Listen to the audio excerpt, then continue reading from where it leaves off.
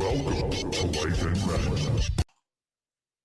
From Twitter, and another unsinkable community champion joining the show, Amanda. So nice to kind of meet you officially, I guess. I know we've met in the past, but nice to meet you here. Yes, nice to finally meet virtually and kind of join forces for today's conversation. Really excited to be here. Yeah, and we did a Twitter chat a couple weeks ago, which I think went really well. Um, you have an interesting story that, like, I've talked a lot about motherhood and pregnancy and all the sorts of things that go into that. And your story, especially, is along those lines, but very different from what I've been able to chat about before. So I look forward to getting into your story and hearing it. But before that, how are you doing? How have you been through this pandemic? And as we get closer to the end, hopefully. Yeah, it's been hard. I'm not going to lie. And I try to be vocal about that it's been hard, on my social media platforms, because I think from the outside looking in, I am in a really good position compared to some Canadians. I work from home. My salary hasn't been interrupted. I have my health, I have a home, I have food on the table. I'm very fortunate in all those regards. But with all that said, I think we're all experiencing that Groundhog Day. And after a certain period of time, that starts to weigh in on you.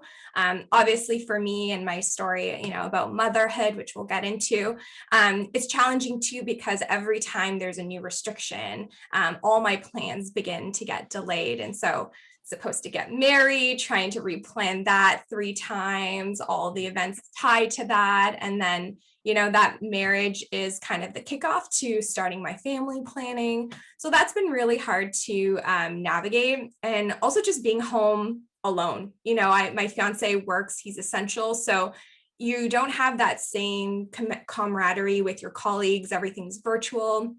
And I find most of those discussions, even though you connect with your colleagues, they're really about work. We kind of lost that water cooler chat, those coffees at Starbucks. So that's been difficult too, but hanging in there, doing what I can to build new routines just to support me. But it's been a challenge for sure.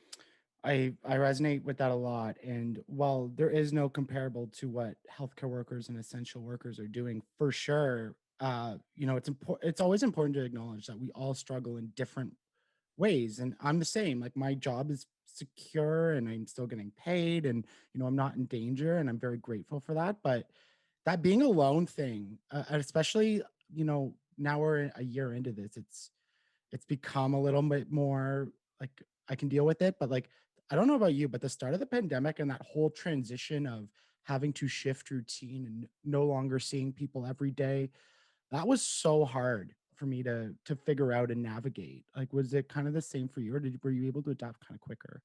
No, it's definitely hard for me. I think in the very beginning of the pandemic, I was actually sent to go support Public Health Agency of Canada on COVID.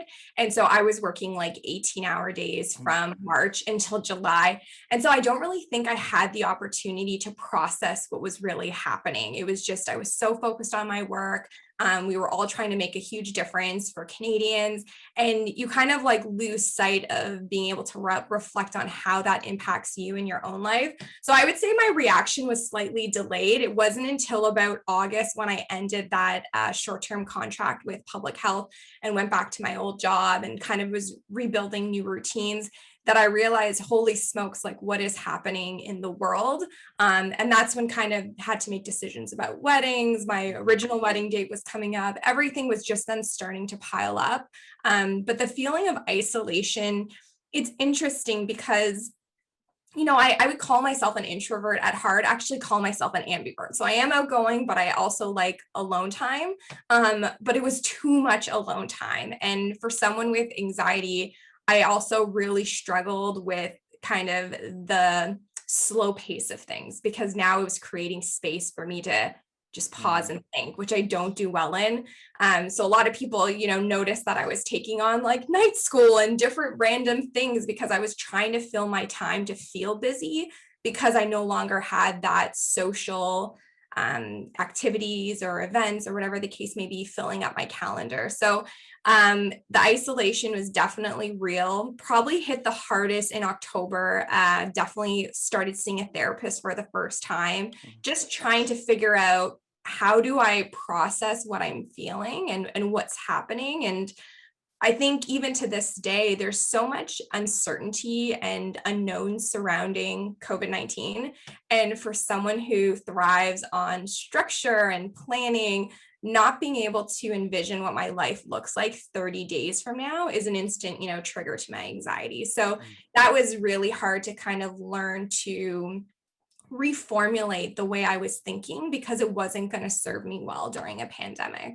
Right. Yeah. And not to mention, like you mentioned it, those milestones and like those life milestones that you were so close to, and then having to navigate, like you said, 3 times of like, okay, like here we go again. Let's try to get to, oh no, you can't, like just that up and down of emotion and stress of trying to get it, like that all in itself, on top of the anxiety and on top of the pandemic and everything else, like it just, that it's so turbulent. I can only imagine.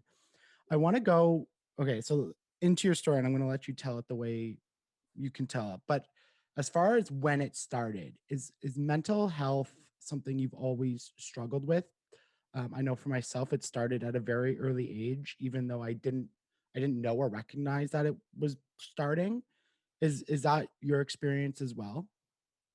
Yeah, so I've had anxiety for as long as I can remember. When I was really little, I remember panic attacks before the first day of school. I was traumatized of thinking, who's going to be in my class? How is this going to play out? Really kind of the type of person that clings to words and reflects on it weeks and months after it's, passed or been said. It really got bad for me when I was in high school. I started experiencing extreme panic attacks to the point that I would just faint. I would just, collapse from just having such a horrible panic attack. And at that point, I started to understand a little bit that my mind was programmed in a certain way that I couldn't help it.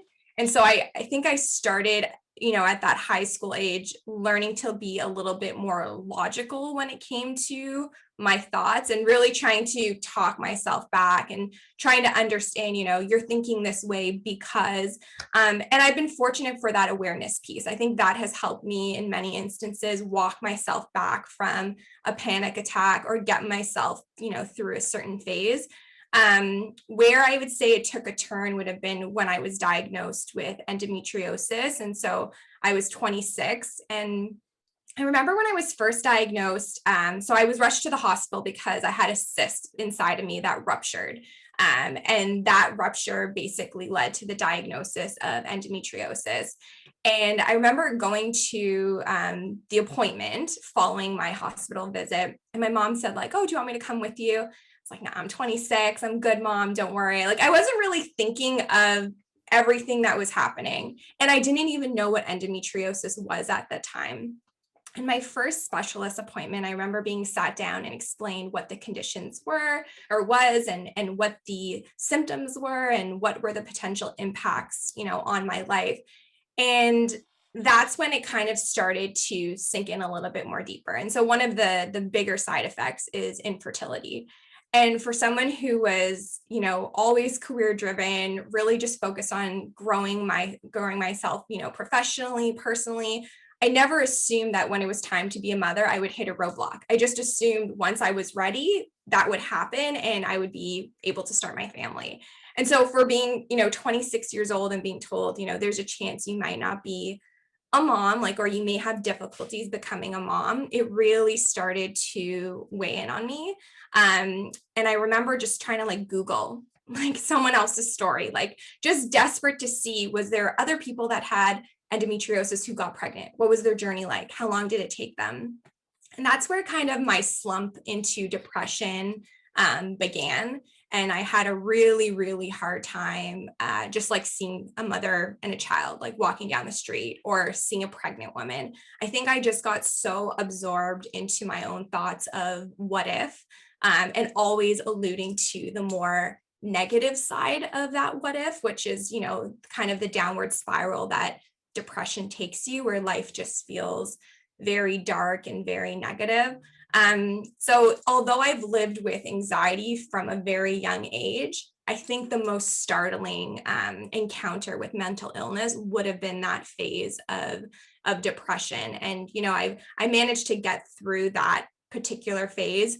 Are there days where I feel worse than others? 100%. I think there's sometimes that reoccurring battle that you kind of face, especially for me, because my story has not led to that happy ending yet that I'm looking for. So that what if continues to kind of eat away at me. But that first year of depression was something I had never experienced before. And it was quite frightening to be honest. I think especially because, being in high school, and like I said, I learned to be a little bit more logical and trying to understand my feelings. I could instantly recognize in myself a shift. I could tell that I wasn't myself anymore. I wasn't thinking like I should be. I was looking at my life like, what's the point? Everything's bad.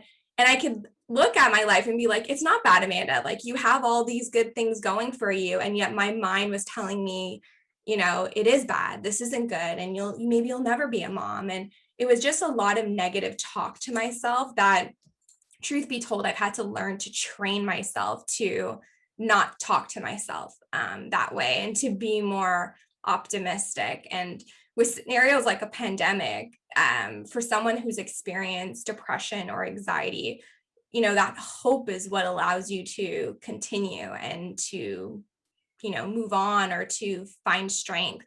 And not being able to see the end of the light, even here, is really difficult. Is how do you plan or move forward when you really don't know what next month will look like, or 6 months from now will look like? So I can see some of those old habits kind of trickling back, but I definitely think that, through therapy and other mechanisms, I've learned to at least try to understand myself better, to try to navigate that a little bit better for myself.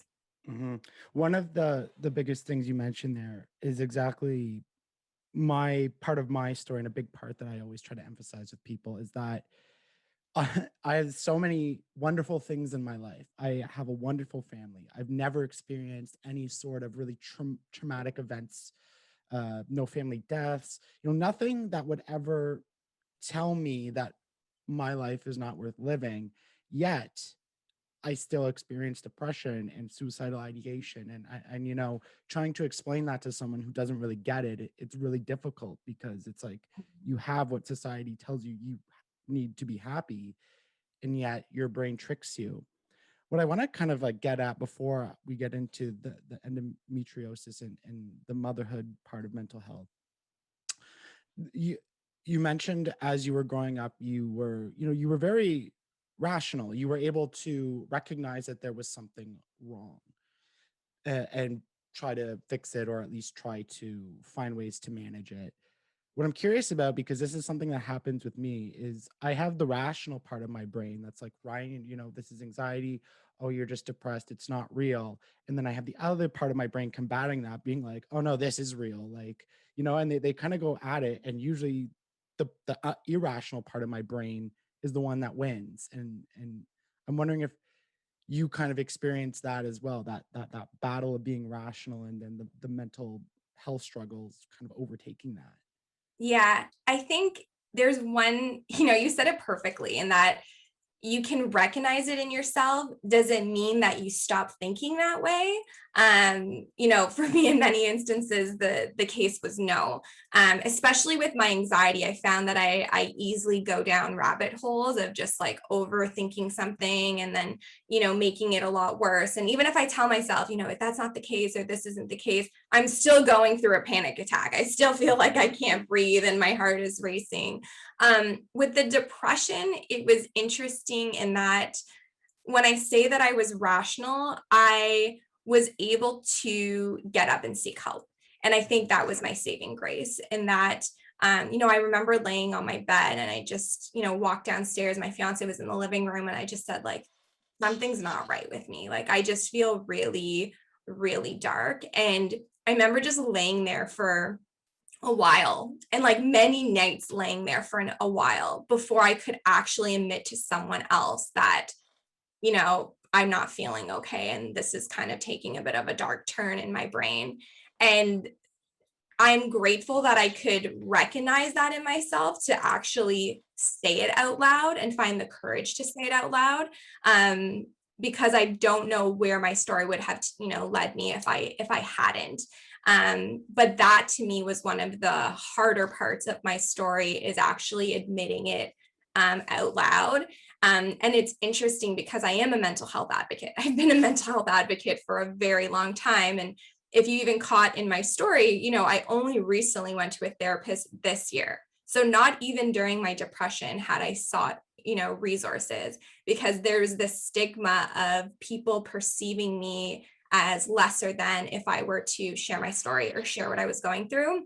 Years later, I can do that. But, if you were to ask me to be on your podcast then, you wouldn't even known to ask me that question about myself, because I would go to work and I would be smiling and my hair would be done and I would still be dressed normally. And no one would ever have known that I was going through that. So I even remember, going to my parents to say, I'm not feeling well. Like, I'm really feeling really depressed right now. And they were kind of taken aback. They knew that I was struggling with my condition, but I don't think they realized it was that bad emotionally for me. So that's kind of where I say the rational piece of my mind at least did me a favor, in that, yes, there were certainly many, many nights where I was, misery loves company and I was its best friend, and it was some really bad times. But thankfully in that battle, my rational side of my brain did win, because then I was able to go to my doctor and I was able to kind of explain what I was going through. But all that to say, I never saw a therapist back then. I became my own therapist through writing and just, poetry and reflection. But even then, the stigma kind of prevented me from kind of probably getting the help I should have got. It probably would have been a lot easier to get through had I been a little bit more rational and asked for the help that I needed. Yeah, I had a huge transition. I guess it would have been 2018. And I was really struggling with some stuff with social media, and especially Twitter and some of the cultural and political discussions that were going on there. And I was really struggling. And at that time, I also started public speaking. And it was such a weird, someone had to point it out to me and kind of snap me out of it. But that even though I was on a stage talking to people about managing mental health, like there was still something in me that I wasn't able to manage my own mental health in certain cases. And you're right. I think there is stigma even as speakers and advocates, and barriers to even us. Like, can I be a good advocate and speak about it when I myself have not, maybe, like you kind of mentioned that resonated with me, reach that happy ending, reach that, that the end. And it's important to recognize that it's a journey, and it might not ever end. It's just like an evolution and ongoing process of just trying to figure it out. And then once you figure it out, something else comes up and you're like, oh, okay, back to the drawing board, right? Yeah, I think that's a really good point, that, mental health is a spectrum. And, even like I said, there are days now where I feel depressed, and, especially in the wintertime, I get kind of seasonal depression and I can really feel it. Or even now with my anxiety, kind of just randomly start thinking things. And, I was explaining to someone like what anxiety was. I was like, as a kid, it was like I saw a car crash on TV and suddenly my whole family was dying in a car crash. Like, that's what anxiety was, or like a trigger was. But it is a spectrum. And I think we have to be a little bit more gentle with ourselves and understanding that, because to believe that you need to be perfect all the time is a really hard standard to live up to. And I've been a little bit more forgiving with myself in that regard. But it is a journey, and you kind of always have to think about kind of where your next steps take you. One thing I do want to just quickly build on, in the sense that, we're talking about as public speakers and advocates. I remember when I first started to share my story, I'd always get the comment, I'm surprised like someone like you would go through something like that. I can't tell you how many times my inbox in Twitter would be filled with comments like that. And at first I was super irritated by it. Like, what do you mean someone like me? And I think, mental health or mental illness, rather, it can be masked very, very easily. And part of my reasoning for speaking up was you can't judge a book by its cover. And I think that's why we always say, like, be kind to everyone that you meet, because, they might not always demonstrate or show visible signs of what they're going through. And so that's kind of why I feel empowered to do that now, because how many times did you hide it, Ryan? Like, we've all hidden parts of ourselves. And even recently, when I saw my therapist in October, I remember I told my fiance, I was like, okay, I'm going to book an appointment with a therapist. It was right around the time I was supposed to get married. And it was just, I was feeling myself kind of getting back into that depression. I was like, you know what? I'm going to practice what I preach. I'm actually going to seek out some help. And I booked an appointment, and I remember told my fiance, like, don't tell anybody. Don't tell anyone I booked an appointment with a therapist. Like, don't say anything. And then I had that first appointment, and I was like, wow, I wish I had this appointment, 5 years ago when I was going through that depression. And I remember I went on Twitter and I was like, I saw a therapist today. I was like, I am part of the problem, in a sense that, I am also being challenged by this stigma to not fully go through my journey with people. And I know there are so many others that are like that. And so I give kudos to people like you, our fellow Unsinkable champions, who are kind of shifting that narrative. And that's where those mental health campaigns are so important. The money is fantastic. It's going to help services and programs and initiatives, fantastic. But even if one story is shared and someone just feels a little less alone, or a little bit more able to express what they're going through, to me, that's a huge win. Because, like I said, at the start of my journey, that's exactly what I wanted. I just wanted to see someone else's story, and I couldn't. So it's a learning curve to kind of change that even in yourself and feel more open to sharing things. But it's certainly been part of my own healing, for sure. Mm-hmm. Especially how open you choose to be. There's one thing to advocate and share your story, but how deep and personal do you want to go, especially on the internet? Because it's a whole other animal. I find myself that, and I always battle, like, how deep do I want to share? How far do I want to take this? Because there's people out there that might misinterpret, might take things and I don't know, just warp them in a sick way. Just the internet's not always a trustworthy place. So I understand that. And another point I just want to touch on quickly is that face of mental illness, because we seem to have this preconceived notion of what mental illness looks like. So when you have someone, and I get this way with celebrities a lot too, that, like, when they're successful or they're attractive or they're fit, that when they talk about their depression or struggles, people often negate that. I think about someone like Demi Lovato or The Rock, or someone who's personally admitted their struggles, and people are like, you're a millionaire. I'm like, oh, like, so invalidating, and it really bugs me. I want to talk about, though, the part of, because I covered endometriosis a couple episodes ago with Summer. I'm not sure if you heard of Golden Girl here in Ottawa, which is like a jewelry company also raising awareness for women's health and endo. And we definitely talked about all the physical struggles, and we kind of dabbled in the mental health. I want to talk about the mental health impact of that, because, learning about what endo does to women and how many women struggle with this, and there's no, cure or really great treatment. What was, like, can you take us kind of through the emotional impact of, one, being diagnosed, and then two, finding out all about it, starting to learn about it, and what that may take on your life? Yeah, for sure.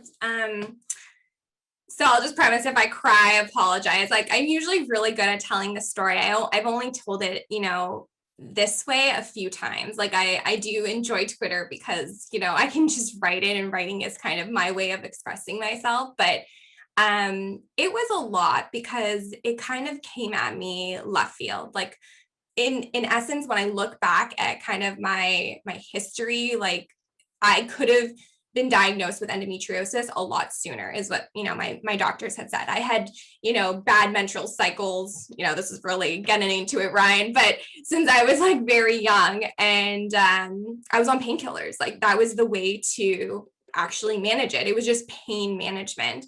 And I remember even back then, having to sometimes take like 2 or 3 days off, and people didn't really get that. And it's just like, oh, you're over exaggerating, or, it can't be that bad, or you're trying to get out of a test, or you just don't want to go to work. And it was really frustrating because nobody chooses to be like in bed crying in absolutely dire pain. So that was like the very, very early days. And that was a struggle. When I finally got diagnosed, it was both like a blessing and a curse, because I'm a firm believer that knowledge is power. And so, I felt that I was empowered to figure out my next steps because I had this diagnosis. Suddenly, like all the years of pain and everything that I had been through had a reason for it. And I wasn't just crazy. And, people say like, oh, it's just bad periods for women. And like, I think so many times early signs of endo or even PCOS get dismissed as a result of that notion. So that was, in the very beginning, I was kind of like, yeah, I kind of know what's going on now. I felt super empowered.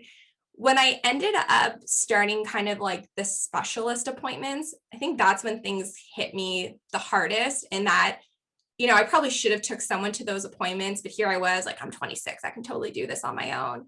I was just very overwhelmed. And I remember following my hospital visit, I was referred to the Women's Health Center. And I remember I just booked the morning off, and I was like, yeah, I'm going to go to work like right after. And I left the meeting, and that meeting kind of basically told me everything. And the doctor was very kind and said, don't let this get into your head. Like, technology has come a long way. There's other ways that you can get pregnant. Like, don't worry. It's just a risk, blah, blah, blah.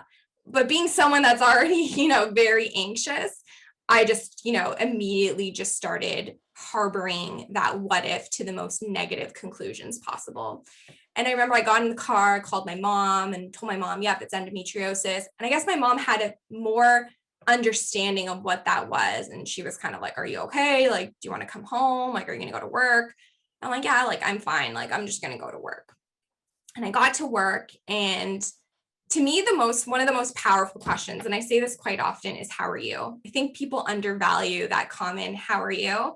But when someone's like at that moment where that question is really critical, it can open like the floodworks, which basically was my situation. Got to the office, one of my colleagues had said like, oh, where were you? Like, is everything okay?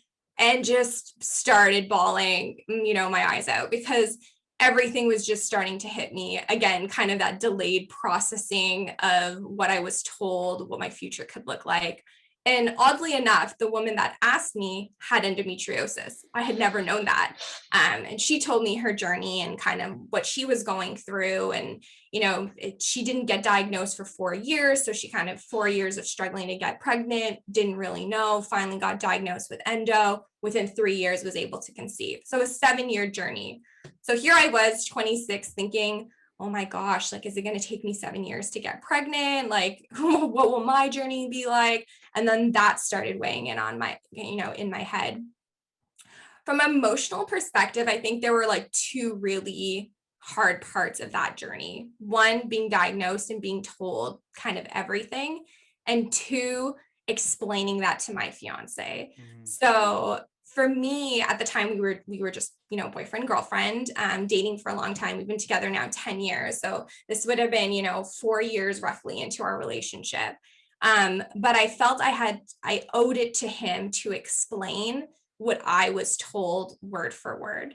And that was scary, because part of me was like, how do you tell someone that there could be a chance that they can't be a father, or, naturally. So then that started, I started getting very, very obsessed about, how do I have this conversation? What will this mean for us? Like, will this end our relationship? Again, just spiraling into that anxious kind of regard for what was happening. And he was fantastic. Like, I couldn't have asked for a better partner to kind of help me through this. Obviously, whatever happens, happens was kind of his answer. Here for you, love you. It's not going to change anything, which was a huge relief. But that was one of the harder emotional moments. And people that I've met recently, I think that is a hard part of their story, is that although you're dealing with it personally as, an experience for yourself, to have to pull someone else into your story that can't control it was I can see it's hard for couples, and it was really, really difficult for me. I didn't want to take something away from someone else. So those would have been probably the hardest, two emotional, times. And probably the third would be now, in that, I got engaged, super excited. I'm Catholic, so I wanted to do it right in our sense of get married, have my child. And I say right for me because, everyone has their own journeys. But right for me was I wanted to get married, and then I wanted to start my family. And then when the pandemic hit, it just was super overwhelming, because here I was, time has felt like an enemy to me ever since I was diagnosed. I'm getting older. So now I'm not only dealing with my age, I'm dealing with the condition. And throughout my condition, I ended up in the hospital quite a few other times. I was then diagnosed with PCOS. And most recently, I had fibroids in my uterus. And so every time I had these hospital visits, it was infertility, infertility, infertility. So then that started getting really hard, is every time I started to convince myself and to find the courage to, there's a quote that, to accept the things I couldn't change. I was just being hit and tested over and over again. And by the time the pandemic happened, it was like, how much more of this can I take? Like, how many more bumps in the road are going to be thrown my way before I can be a mother? And then the other hard part was seeing everybody get pregnant during the pandemic. And obviously, I'm so happy for my friends, and I have such great friends. But that in itself was very difficult, because, I'm not looking at it and saying, I wish that was me, and jealous or envious. But at the end of the day, I wish that was me. It's very hard. And so those old emotions of looking at women who were pregnant, those are strangers. And so I didn't necessarily see it all the time, but now it was like closer to home, and I was seeing it a lot more. And I was just so desperate for it that I was just, when will it be my turn? And so it's been a bit of an emotional roller coaster. Writing has been my saving grace. It's just how I communicate. I'd like to think I'm a good public speaker too, but when you public speak, you're speaking for others' benefit. When I write, I find I'm writing for myself and able to kind of work through what I'm feeling. But it's like you said, it's a never-ending journey. Like even now, I'm 3 months out to a wedding date, which we've set in stone, and we're moving forward. And I finally started next steps with specialists in terms of thinking about my endo and how I plan forward. And that unknown just eats away at your emotions, because you don't really know what to expect. And that's just a really scary feeling. You apologized about you maybe crying, and then you had me tearing up about your partner. But it's so beautiful. I just love when people are like that, and just, are supportive and everything. So on this podcast, I've had the chance to talk to mothers about mental health and pregnancy and kind of postpartum. I've been able to have those conversations around this subject, and the subject with you, the struggle to get pregnant and become a mother, and that struggle of maybe not knowing, and like you said about anxiety, when you don't know the end, right? Like, it's so hard to control. I just share with what you're comfortable sharing, but you know is is this something you heard talk about a lot in terms of mental health and that broader discussion? Because like you said, when you went to look for a story, you couldn't find it. And I don't hear a lot of people, at least in my circles or communities or social media, talking about the mental toll of perhaps being infertile. And like you said, that struggle maybe with a relationship. Is this something in a broader context from what you've seen that women are comfortable exploring and talking about in the public sphere? I think we've come a long way from when I was diagnosed. When I was diagnosed and I Google endo, I would get like WebMD descriptions and diagrams. Like I wasn't looking for a medical diagnosis or explanation of symptoms. I already got that. What I really wanted was the story of the woman who had experienced it. And part of me did want to know like what was her outcome, because that would give me hope. And for me, when I was originally diagnosed, I actually had to get off Instagram for an entire year because it was a trigger for just my depression at the time and just seeing all these baby posts. And there are a number of fantastic mom blogs on Instagram sharing their kids, sharing kind of, their activities and this and that. But it's hard to find the less glamorous side, even of motherhood, once you've had a child on Instagram, let alone someone who's trying to chase motherhood, is, how I described my journey. And so I really, really struggled to resonate with anything that I could find online. There wasn't really much of that. And I think that's what kind of motivated me to start talking about my story. Fast forward to today, there are a number of really great endo like Facebook groups where, truth be told, like that Facebook group has done more for me in the last year than some of my traditional medication or service providers that I've had, because now I'm hearing one-on-one from other women who have experienced it and who are openly sharing their story. I think with women, a lot of times, just from a historical perspective, your value is tied to fertility. Like your job or perceived job, especially back in the day, is you get married, you take care of your husband, your home, you have a family. And so for me, a lot of my self-worth was suddenly tied to something I didn't have control over. And similar to mental illness, I think I just started to think that I was less of a woman because of what I was diagnosed with, because I would maybe not be able to have a kid, or my journey would be a little bit different. And that I think is really challenging for women, especially when it comes, I mentioned time. There's this idea that you should be married by a certain, you go to school, you graduate, you get your career, you get married, you start a family. Like there's this roadmap almost entrenched into society of like, this is what success looks like for you. And for me, yes, my journey, I really do want to be a mom, but there are some women who don't. And that's completely okay too. But society then questions, well, why aren't you married? Why don't you have a kid? And to each their own, right? It shouldn't be an indicator of how successful or happy your life is. But speaking to that effect, I think when I got diagnosed, one of the most important, as a writer, one of the most important things I noticed was language.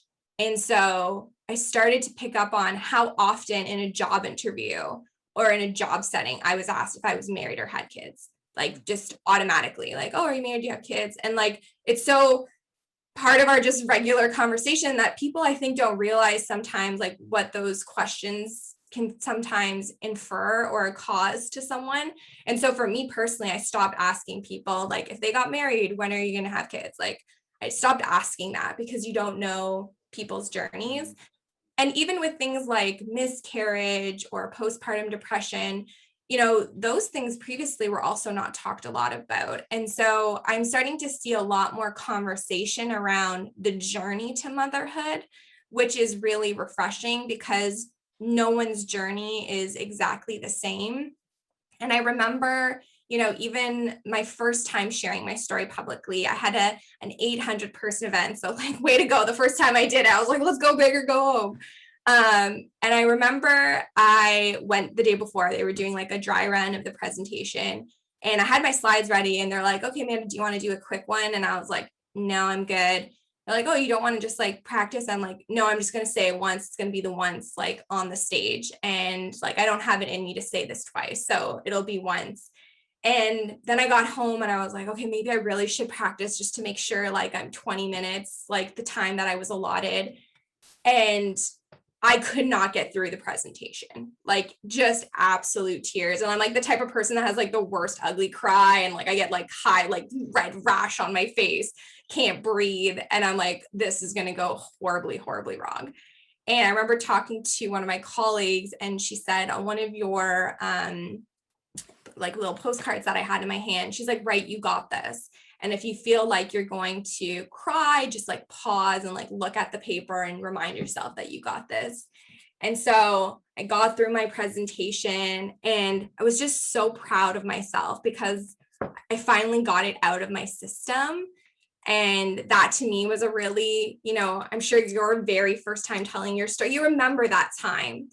And after my presentation, a woman had come up to me and she said, I had endometriosis. This was my journey. I want to show you something. And she showed me a picture, and it was her with a little boy. And she said, this is my son. And she's like, I adopted. She's like, don't worry, like motherhood comes in different forms for everyone. And it was just really, it was really humbling to be able to share that experience with someone else. And I think that's what I really enjoy about sharing my story now, is that it connects you in a way that I think is one of the benefits of social media. There's a lot on social media, but these things, these conversations, these communities, that's why I'm in it, because you can really see the difference it's basically having in someone's life. You're right. And especially Twitter. And I know we both use Twitter probably the most out of any social media we have. And you're right. It's a dumpster fire sometimes. There's so much crap and negativity and all these things going on. But Twitter especially has changed my life. It really has. We connected on Twitter. I've connected to so many incredible advocates and storytellers and organizations doing amazing work in the mental health space. And there is such a need, like people crave authenticity and exploring emotions, because I think everybody can relate to something on the internet. And we don't get those stories told a lot in a broader sense of media and movies and all that type of stuff. It's very one-sided, or just doesn't explore it deep enough for people to connect. And that's what social media has given me, at least, is an ability to connect in a way without the gatekeeping, without people putting up the barriers, right? It's just one-on-one, my story and your story, and let's talk about it. Yeah, I think from an authenticity perspective, I couldn't sleep yesterday. I had the worst insomnia, and I was just like looking at TikTok and Instagram and like going through it. And there's so much good that's on there and being displayed. And it really makes me happy to see that the world is such a good place in that regard. But at the same time, there's a lot of hardship that's happening. And I don't think all social media platforms enable those conversations in the same way. But I do really cling to, or, find my tribe when I see people who, without hesitation, kind of open up on those types of platforms, like you said, without knowing how it'll be received, and kind of just sharing that other side of life. And we've almost become like consumed by all this marketing and buy this and buy that. And I don't know if that's why social media was created in the first place, like probably was monetary, whatever, but it almost desensitizes you then to the harder realities of life. And, when I would get that comment of, I would never expect someone like you to have experienced something like that, I kind of felt that I was playing into that machine, and that I wasn't being my full self because I was denying parts of my story. And that piece, that we've touched on in terms of stigma, we see that in campaigns like End the Stigma, End the Stigma. I don't know if people realize how real that stigma actually is. And so when you find someone building up the courage to share their story, like, to me, automatic, heart, like, I commend that person. But I'll give you an example. I remember I worked for the public service, the federal government, as my day job. And I remember right around when I was sharing my story, a very senior executive in the government of Canada had made a comment to me that basically said, you should be careful about how much you share online if you want to see yourself become an executive in the government of Canada. And I was kind of like, what? Like, what am I hearing right now? Like, what about all these mental health campaigns we've been talking about, and the Not Myself Today campaign, and the mental health commission work that's happening, and this and that and this and that, and suddenly now I'm being told, like, be careful how much you share. And I was like, that is not the type of leader I want to be. And so if I can't be my whole self online or wherever I present myself, then I don't want to be in that organization or be part of something that doesn't accept me for exactly who I am. And I get asked that quite often, especially with my Twitter, because I am a public servant. So I tweet about that. And I do have a publishing company and I tweet about that. And I do photography and I tweet about that. And hey, if I make a really good meal, like, I'm going to tweet about that. And people always say, like, don't you think you should have two separate, profiles, like one for work and then for your personal life? And I said, but that's not me. Like, this is like, this isn't a brand. This is who I am. Like, my personal brand, if you want to call it, is myself. And so if you can't take my story about endo and mental illness and yada, yada, yada, and accept me, then don't follow me and don't promote me and don't, whatever, engage with me, whatever the case may be. But I think we try sometimes to break apart, like you kind of mentioned with celebrities, like, well, you can't be a celebrity and have mental illness, or you can't be rich and claim that you're sad, or whatever the case may be. And we're seeing that even a lot with the pandemic. And I know I'm trailing a little bit right now, but one of the things that really frustrated me with the pandemic is that people were comparing situations and saying, well, there was an article talking about the fertility clinic in Ottawa and how it had to pause some of their treatments and how devastating that was to a lot of women, and how they thought that should be deemed essential. And there was such an ugly, like very ugly debate on Facebook that how dare they, ask for that to be essential when cancer treatments are being paused as well. And that's worse than that. And it shouldn't be a game of something's worse than another. It's everyone's going through their struggles, their journeys. Everyone's trying to advocate for what they need in their life, what they expect of their government, et cetera, et cetera. But we can't, I don't like that game. I don't like, I'm worse off than you, or this is that. I think we just need to be more kind and respectful that everyone's going through something, and that's going to look very different. And if you can resonate with someone's story, great. But, save your stones. I don't think we need to be throwing stones because it looks different, or, if your struggle is different. And that's been really hard to see on social media right now. I don't know if you've seen some of that stuff, but it was really heartbreaking. And for someone who could relate to time and how obsessed I've been with time, it was really hard to see how hurtful people were to the realities that other people were facing. I see that all the time. And that's part of the thing that when I was talking about struggling a couple of years ago, is how we compare each other's struggles. And like, instead of working together, we become that tribe, right? Where it's like, oh no, we're this and you're that, and we're worse off. And then people are arguing about who has it worse off. It's like, but you both, like, you know what I mean? And I find I'm the same way. I struggle with, why are you battling when you could be working together? It doesn't make sense to me. And I totally resonate with that. And I also resonate with what you're talking about, is like the brand, right? We always talk about especially on social media, where it's like you need to niche. It's like, no, like, I am who I am.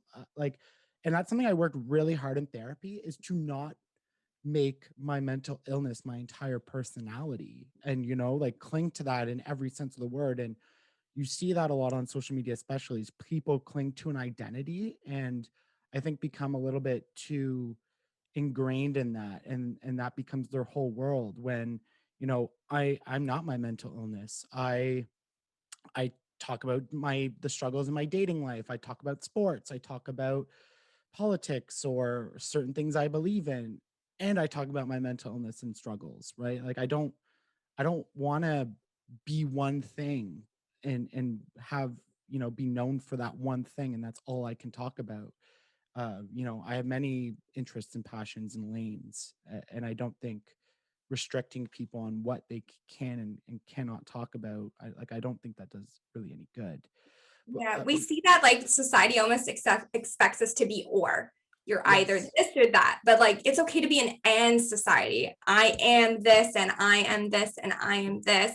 And at the end of the day, I think that just makes your relationship so much more stronger when someone can see the full you, and it's not a surprise, and you have other interests. And I've seen that too in terms of um almost sometimes like I feel that it's hard to share my story because of the way that I look. In that, if I showed up to your podcast with a messy bun or like, a raggedy t-shirt, like would you see mental illness? Or is it you can't see it because I did my hair today and I decided to wear, a nice shirt because I haven't in a while. It's been sweatpants and joggers. And that's hard too, is that you're almost given an identity that you didn't even choose for yourself when it comes to social media. And so you have to advocate a little bit harder for, this is actually who I am, as opposed to who you perceive me to be. yeah, people. Oh, that's another thing too. It could go on a whole tangent of people's perceptions. Like they think they know you or everything about you, and you especially get this with people with larger platforms, right? That people seem to think they know all about them, and then when they do something that's a little off brand, and it doesn't even have to be good or bad, people kind of flip out and are, it becomes like a giant story and starts trending, and you're like, we just I saw this term actually on TikTok. I can't remember the exact term, but it was just basically like someone who's online too much, and then that becomes their whole perception of reality. And it's like, no, like that's not how the world works. You're right. We do want to look at things like, like one side or the other, left or right, black and white, good or evil. And there's a lot more gray and nuance to what makes us human. And I want to tweet about that a lot. Like I always have thoughts about that, but I'm like, it's at this point in my life, it's just not worth it to have any of these debates online, because people are only going to perceive things one way, and it's going to relate to and centralize on their experience. So if I tweet something completely ambiguous, you're going to interpret that, not you specifically, but people are going to interpret that in the way that they look at the world. And Mhm. it's just like, I could be like, people think people do this, or whatever, and people would be like, oh yeah, the left does that or the right does that. It's just like, it we got to step outside of that.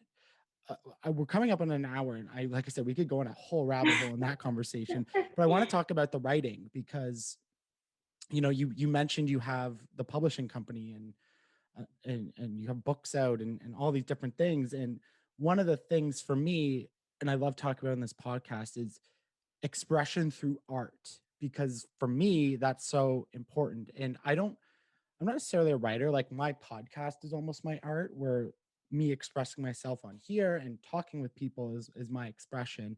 I also find a lot of expression through music. Music is such a huge part of my life, and I just listen to these songs and just, it just completes me.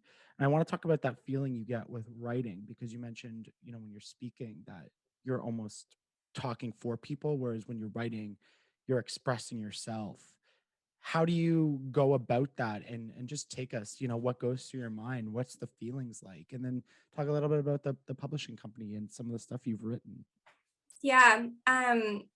So as open as I am, I do consider myself a bit of an open book. It takes me a while to get to that point. And so in the moment, writing is just an easier outlet for me. And I think that's why I'm so geared towards Twitter, because I can write my thoughts and then I can reread it and then I can post it. And I'm just a little bit more articulate when it comes to choice of words, as opposed to, taking a photo of myself and then, trying to put that out there. I do love taking photos of others, but of myself, it's a bit harder. with the writing, I've just always been drawn to it since I was a kid. I was journaling since I was very, very young, and I still have those journals, and it's absolutely hilarious to go back and kind of, see what you thought of yourself as a kid and how that evolves. When it came to getting diagnosed with endometriosis, I just really didn't have an outlet to talk to someone that could relate at the time. And so I was almost like talking to myself through my writing. I was like, here's what I was going through. And truth be told, I have been writing my novel about my journey. I don't know if I'll ever finish it, but everything I've been going through, I've been just writing it into this book about kind of my life. And when I was depressed, like I said, I didn't actually go to a therapist at the time. I remember going to my doctor, and I had been on, or I'm still on this medication, but the medication that I was on had side effects for depression as well. And so I had just asked, can I please get off these meds? Like, it's really not working. And that was kind of the end of the conversation. There was no additional supports offered to me or like other next steps. Mhm. And so I ended up just turning to my laptop. So like the modern day equivalent of a pen and pad.